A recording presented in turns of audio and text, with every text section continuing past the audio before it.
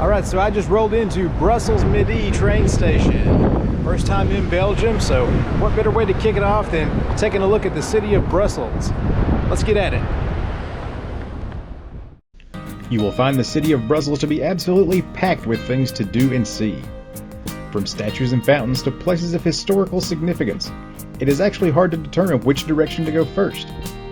But one of my first stops would be the Grand Place. Here in this beautiful square, you will find the impressively large City Hall.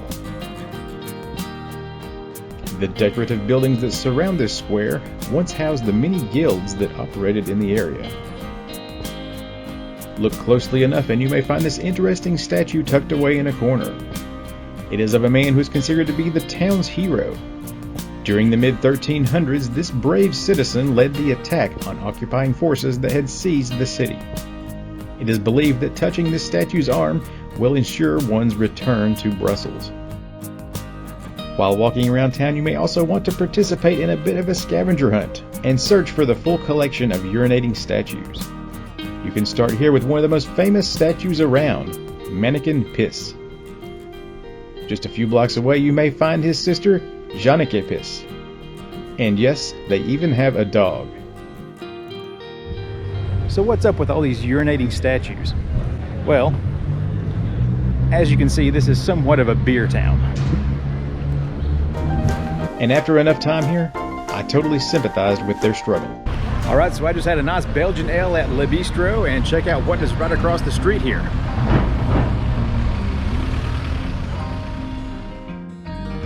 This medieval structure is known as Porte de Hal. Constructed in the late 1300s, it once operated as the town's south gate. Back in those days, it also incorporated a drawbridge and a moat, offering an extra amount of fortification.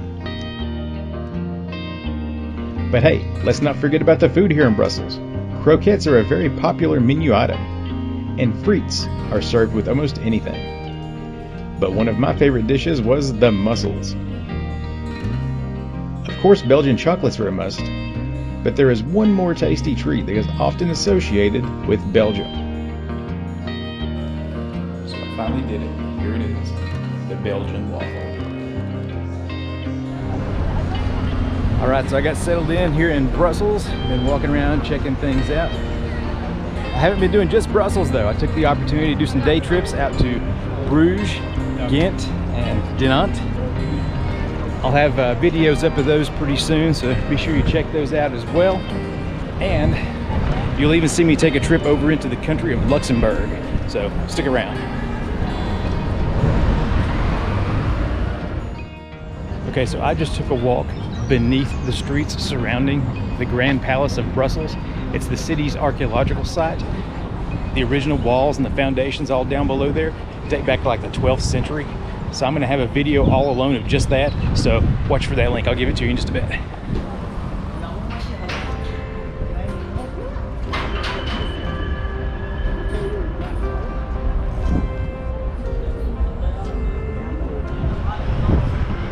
So it looks like shortly we're going to have the opportunity to check out Brussels after dark.